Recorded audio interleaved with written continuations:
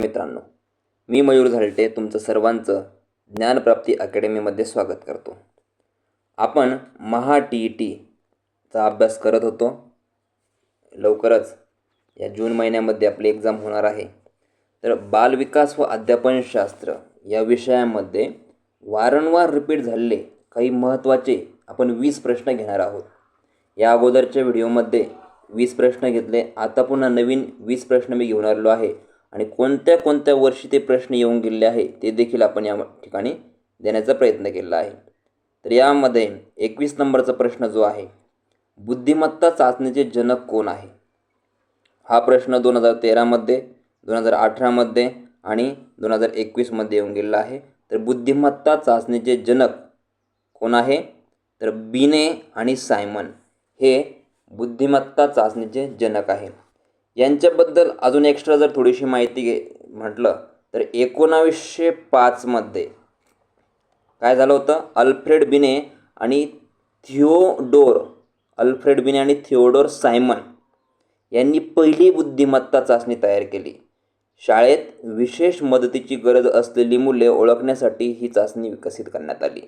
तर नेहमी ध्यानात ठेवायचं, हा प्रश्न CTETला सुद्धा येऊ शकतो. त्यामुळे बुद्धिमत्ता चाचणीचे जनक कोण आहे? तर बिने आणि सायमन. ठीक आहे, महत्त्वपूर्ण प्रश्न आहे. पुढचा प्रश्न बघा. पियाजे यांच्या मते इगोसेंट्रिझम कोणत्या अवस्थेत आढळते? खूप महत्त्वाचा प्रश्न आहे. 2016मध्ये, 2020मध्ये आणि 2021मध्ये 3 वर्ष हा प्रश्न येऊन गेलेला आहे. आता पियाजे यांची जी माहिती आहे आपण मागच्या व्हिडिओमध्ये बघितली. आता पुन्हा थोडंसं सांगतो. पियाजे यांच्या मते इगोसेंट्रिझम कोणत्या अवस्थेत आढळते? तर पूर्वक्रियात्मक अवस्था. पियाजेंनी 4 अवस्था सांगून ठेवल्या आहे: संवेदनगती, पूर्वक्रियात्मक, मूर्तिक्रियात्मक आणि औपचारिक क्रियात्मक. तर इगोसेंट्रिझम पूर्वक्रियात्मक याच्यामध्ये आढळते. मुलाला वाटते की जगातील लोक त्याच्यासारखेच विचार करतात. या अवस्थेमध्ये काय होतं, मुलाला असं वाटतं की जगातील लोक त्याच्यासारखाच विचार करतात. एखादे मूल TV समोर समजा उभे राहून म्हणते, मला दिसते म्हणजे सगळ्यांना दिसत असेल, असं त्याला वाटत असतं. ठीक आहे, पुढचा प्रश्न बघा. याच्याबद्दल जीन पियाजेबद्दल आपण माहिती अगोदर दिली आहे, मागचा व्हिडिओ तुम्ही बघू शकता. बालकाच्या विकासाचा सर्वात वेगवान कालावधी कोणता? बालकाच्या विकासाचा सर्वात वेगवान कालावधी कोणता? तर बघा, बालकाच्या विकासाचा सर्वात वेगवान कालावधी म्हटलं की शैशवावस्था जी असते ती आहे. ठीक आहे, जन्मापासून ते साधारणपणे 6 वर्षापर्यंत, म्हणजे जन्मापासून तर 6 वर्षापर्यंत शारीरिक, मानसिक आणि भाषिक आणि सामाजिक विकास अतिशय वेगाने होत असतो. ठीक आहे, म्हणजे शैशवावस्था ही विकासाचा सुवर्ण काळ आहे. शैशवावस्था जी आहे विकासाचा सुवर्ण काळ मानले जाते आणि हा प्रश्न 2013, 2018, 2020मध्ये रिपीट झालेला आहे. पुढे बघा. 24 नंबरचा प्रश्न आहे, करून शिकणे या तत्वाचा पुरस्कार कोणी केला? करून शिकणे. बघा, जॉन ड्यूईचं पण आपण नाव नेहमी ऐकत असतो, जॉन ड्यूई. करून शिकणे, जसं विद्यार्थी प्रत्यक्ष कृतीतून चांगले शिकतो. जसं नकाशा वाचण्याऐवजी स्वतः नकाशा तयार जर केला, ठीक आहे, नकाशा वाचण्याऐवजी जर स्वतः नकाशा तयार केला तर विद्यार्थी जास्त प्रमाणात शिकतो. हे कोण म्हणतंय? तर जॉन ड्यूई. हा प्रश्न देखील 2016, 2018 आणि 2021मध्ये येऊन गेलेला आहे. पुढचा प्रश्न बघा. विद्यार्थ्यांना शिकण्यासाठी प्रोत्साहित करणारा घटक कोणता? तर 2018, 20 आणि 21मध्ये हा प्रश्न येऊन गेलेला आहे. प्रेरणा, शिक्षा, परीक्षा, पाठांतर. NEP 2020मध्ये तर सांगून ठेवलं आहे, पाठांतर अजिबात करायला लावायचं नाही विद्यार्थ्यांना. ठीक आहे, शिक्षा तर अजिबात करायची नाही आहे. परीक्षा म्हणजे आपण मूल्यमापन घेतोच. आणि प्रेरणा, ज्यावेळेस त्यांना प्रेरणा मिळते, ती पण आंतरिक प्रेरणा ज्यावेळेस मिळते स्वतः, त्यावेळेस तो शिकण्यासाठी प्रोत्साहित होत असतो. ठीक आहे, प्रेरणा म्हणजे व्यक्तीला एखादी कृती करण्यासाठी मिळणारी अंतर्गत किंवा बाह्य शक्ती. मग प्रेरणेचे प्रकार किती आहे? तर अंतर्गत प्रेरणा आणि दुसरी आहे बाह्य प्रेरणा. हे 2 प्रकार प्रेरणेचे आहे. ठीक आहे, पुढे बघा. Next question. ऑब्जेक्ट परमनन्स ही संकल्पना कोणत्या अवस्थेशी संबंधित आहे? ऑब्जेक्ट परमनन्स हा प्रश्न 2016मध्ये, 2020, 21 आता पण येण्याची शक्यता आहे. आणि हे जे मी सगळे प्रश्न घेत आहे हे CTET सुद्धा खूप महत्त्वाचे आहे. तर ऑब्जेक्ट परमनन्स ह्याच्याबद्दल जर आपण बघितलं तर कोणत्या अवस्थेशी संबंधित आहे, तर संवेदन गती अवस्था जी आहे. जीन पियाजेला जर तुम्ही अभ्यासलं तर हा प्रश्न देखील आपला पूर्ण होणार आहे. ठीक आहे, एखादी वस्तू नजरेआड झाली तरी ती अस्तित्वात आहे हे समजणे. ठीक आहे, आणि हे केव्हा होतं? 0 ते 2 वर्षाचं जे बाळक असतं ते संवेदन गतीमध्ये असतं. ठीक आहे, आई दुसऱ्या खोलीत गेली तरी ती अस्तित्वात आहे हे मूल समजू लागते. आपण काल पण बघितलं होतं याच्याबद्दल माहिती. ठीक आहे, मग ऑब्जेक्ट परमनन्स संकल्पना कोणत्या गोष्टी संबंधित आहे, तर संवेदन गती म्हणजे 0 ते 2 वर्षापर्यंत जो वयोगट असतो त्याच्याशी संबंधित आहे. पुढचा प्रश्न आहे 27 नंबरचा. विद्यार्थ्यांच्या शिकण्यावर परिणाम करणारा सर्वात महत्त्वाचा घटक कोणता? बघा, आत्ताच जो प्रश्न होऊन गेला सेम तसाच प्रश्न आलेला आहे. तर याचं उत्तर आहे प्रेरणा. ठीक आहे, प्रेरणा नसल्यास बुद्धिमान विद्यार्थीही चांगले शिकू शकत नाही. म्हणून आपल्याला मुलांना मोटिवेट करत राहावं लागतं. Motivation is the key to learning. ठीक आहे, पुढचा प्रश्न बघा. लर्निंग कर्व म्हणजे काय? विकास आलेख, अध्ययन प्रगतीचे आलेखीय प्रदर्शन, बुद्धिमत्ता चाचणी, व्यक्तिमत्व मापन. तर अध्ययन प्रगतीचे आलेखीय प्रदर्शन म्हणजेच काय? Learning curve. बघा, शिकण्याची प्रगती आलेखाच्या स्वरूपात दाखवणे,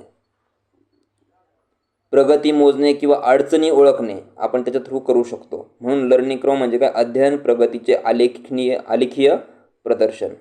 पुढचा प्रश्न. बालकाच्या समाजीकरणाची पहिली संस्था कोणती?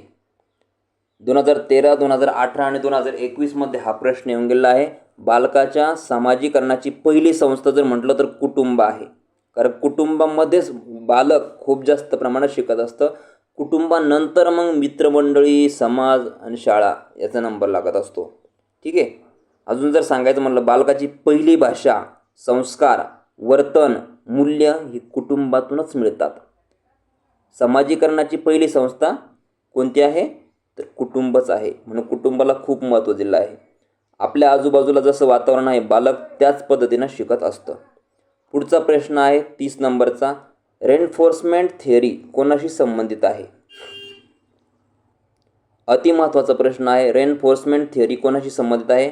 2016, 2020 आणि 2021मध्ये हा प्रश्न येऊन गेला आहे.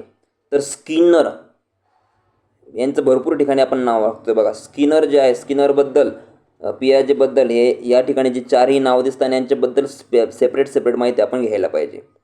ठीक आहे, तर रेनफोर्समेंट थिअरी कोणाशी संबंधित आहे? स्किनरशी संबंधित आहे. बक्षीस दिल्यास वर्तन वाढते आणि शिक्षा दिल्यास कमी होते. बघा, बक्षीस दिलं की वर्तन कसं होतं? वाढतं.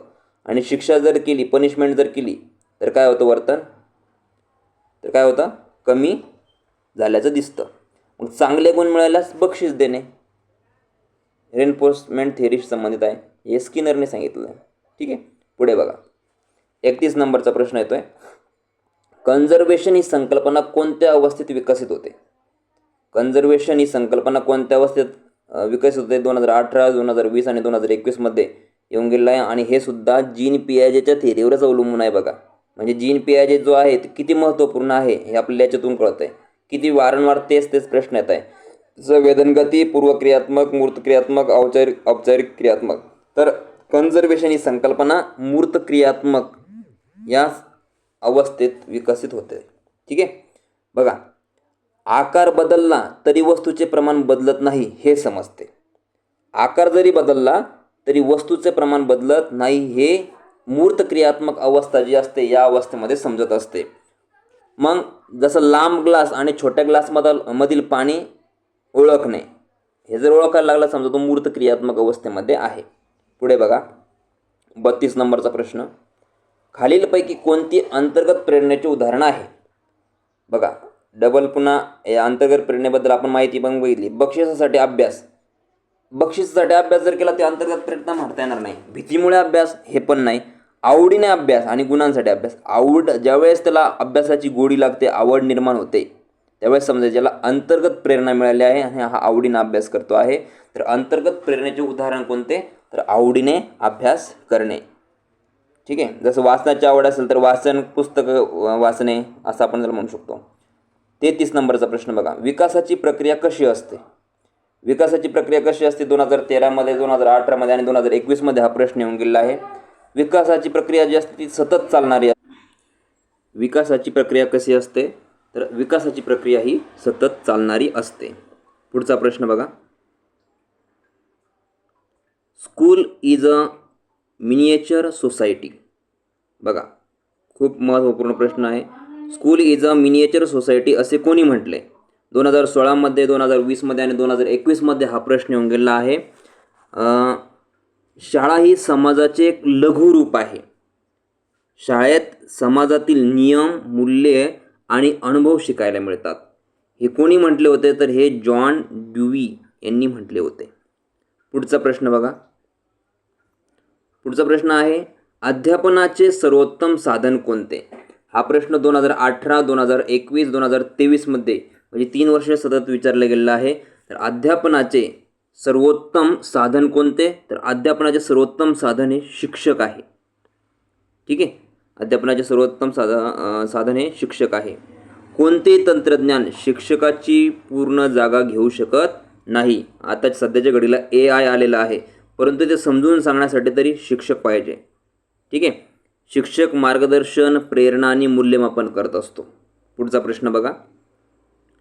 बालकाच्या भावनिक विकासावर सर्वाधिक प्रभाव कोणाचा पडतो? भावनिक विकासावर सर्वाधिक प्रभाव कोणाचा पडतो? 2016, 2020 आणि 2021मध्ये हा प्रश्न येऊन गेला आहे. तर कुटुंबाचा सर्वाधिक प्रभाव पडत असतो. ठीक आहे. प्रेम, जिव्हाळा, सुरक्षितता यांचा भावनिक विकासावर मोठा परिणाम होतो आणि हे सगळं जे आहे आपल्याला कुटुंबामध्येच बघायला मिळतं. ठीक आहे. पुढे बघा. भावनिक विकासाचा पाया हा मेन म्हणजे काय असतो? कुटुंबच असतो. समायोजन, ॲडजस्टमेंट म्हणजे काय? 2018ला हा प्रश्न येऊन गेलेला आहे. 2021 आणि 2023ला देखील हा प्रश्न येऊन गेलेला आहे. तर समायोजन परिस्थितीशी जुळवून घेणे. जो स्वतःला ॲडजस्ट करू शकतो तो जास्त वेळ टिकू शकतो. मग समायोजन म्हणजे परिस्थितीची जुळवून घेणे. व्यक्तीने स्वतःमध्ये बदल करून परिस्थितीशी जुळवून घेणे म्हणजे समायोजन. नवीन शाळेत जाऊन मित्र बनवणे हे त्याचं एक उत्तम उदाहरण आहे. पुढचे बघा. बुद्धिमत्ता आणि सर्जनशीलता यांचा संबंध कसा असतो? 2016मध्ये, 2020मध्ये आणि 2021मध्ये हा प्रश्न येऊन गेलेला आहे. बुद्धिमान व्यक्ती सर्जनशील असू शकतो. काय असू शकतो? बुद्धिमान व्यक्ती जो आहे तो सर्जनशील असू शकतो, पण दोन्ही गोष्टी पूर्णपणे समान नाहीत. बुद्धिमत्ता आणि सर्जनशीलता. ठीक आहे. मग याचं परस्पर संबंधित. तर याचा संबंध कसा आहे? परस्पर संबंध आहे यांचा, बुद्धिमत्ता आणि सर्जनशीलता यांचा. ठीक आहे. पुढे बघा. 39 नंबरचा प्रश्न. शिकण्याची सर्वात प्रभावी पद्धत कोणती? 2018मध्ये, 2021मध्ये आणि 2023मध्ये हा प्रश्न येऊन गेला आहे. शिकण्याची सर्वात प्रभावी पद्धत कोणती? तर कृतीद्वारे शिकणे. एक प्रकल्प पद्धती वगैरे आपण मागं अभ्यासलं होतं, तसंच प्रकल्पामध्ये सुद्धा आपलं विद्यार्थ्याला कृती करावी लागते. आणि शिकण्याची सर्वात प्रभावी पद्धत कोणती? तर कृतीद्वारे शिकणे ही शिकण्याची सर्वात प्रभावी पद्धत आहे. विद्यार्थी प्रत्यक्ष अनुभवातून सर्वात जास्त शिकत असतो, जसं विज्ञानाचे प्रयोग करणे, प्रकल्प करणे आणि उपक्रमाद्वारे. ठीक आहे. पुढचा प्रश्न बघा. आता शेवटचा प्रश्न आहे, बालकाच्या सर्वांगीण विकासासाठी कोणता दृष्टिकोन आवश्यक आहे? हा प्रश्न 2016, 2020 आणि 2021मध्ये विचारला गेलेला आहे. शेवटचा प्रश्न आहे, बालकाच्या सर्वांगीण विकासासाठी कोणता दृष्टिकोन आवश्यक आहे? तर या प्रश्नाचं उत्तर तुम्हाला कमेंट बॉक्समध्ये मला सांगायचं आहे. ठीक आहे. अगोदरचे जर प्रश्न तुम्ही अभ्यासले असतील तर या प्रश्नाचं उत्तर 100% तुम्हाला व्यवस्थितपणे देता येईल. कारण सगळं काही आपण कोणासाठी करतोय हे मी तुम्हाला अगोदर सांगितलेलं आहे. तर सर्वांगीण विकासासाठी कोणता दृष्टिकोन आवश्यक आहे याचं उत्तर मला कमेंट बॉक्समध्ये सांगा. आणि व्हिडिओ आवडत असेल, क्लास आवडत असेल तर नक्कीच आपल्या क्लासला लाईक करा, चॅनलला सबस्क्राईब करा. धन्यवाद.